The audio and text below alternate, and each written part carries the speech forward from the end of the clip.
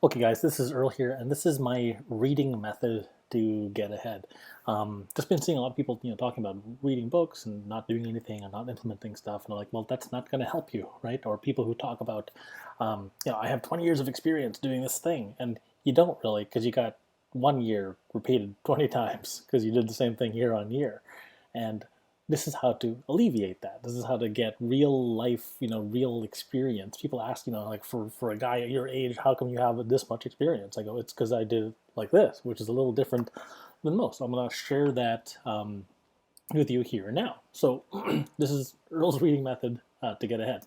So step one, pick a book. Obviously, the book selection is key. You're not going to read like a romance novel and then get ahead in life, in finance, business, marketing, whatever you do. Pick a book. Obviously, that's gonna give you some insight into whatever the heck you want to do and what you're doing, so you can get out there and do stuff and get better at it. So number two is the important part. It's don't read it cover to cover. There are so many books I have not read cover to cover. People go, well, what's the point of buying the whole book then? I go, well, I probably got more value out of this one book than you've gotten out of most other books, right? It's because if you read until you hit an implementable idea. I'll say it again. You have to read until you hit an implementable idea. Read until you hit something that you can use. And then step three, stop reading. Like that is probably the hardest thing to do. Anybody can pick up the book and start reading. Actually, that's tough for people these days too. That nobody reads. But read until you hit an implementable idea. Then stop. Stop reading. Stop continuing. Stop going. Um, Put the damn book down and step away. Right. Go implement is step four. Like go do the thing. Right. Go do the thing that you just learned. It's fresh in your head. It could be just an idea that gave you another idea, that gets you another idea, that lets you do something that makes a winning movement for you.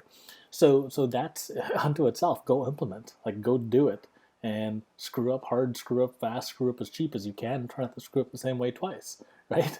Go do stuff. If it works, go teach it to somebody else. One of your staff, one of your peers, somebody else in the company, somebody else that it might be improved that you want to help, right?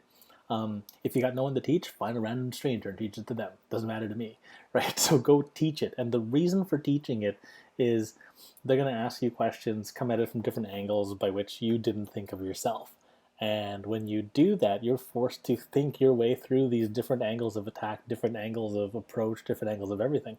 And if it works, teach it. And when you teach it, it solidifies that in your head deeper, and you remember the lesson for longer. Okay, that's one of those key things. Next step, if it doesn't work, tweak it. Okay, if you wanted to do it, there had to be some underlying reason why there was an implement step in there, and you wanted to just go for it, right?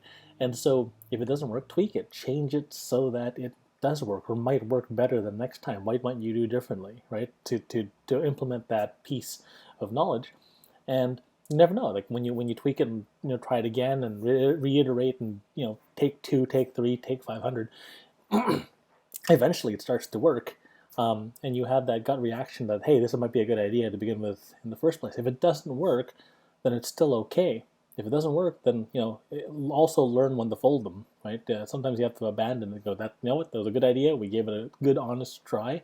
Either it just won't work, or it's not a good time, or it is you implemented incorrectly, or whatever. You don't have the experience to pull it off, and that's okay too.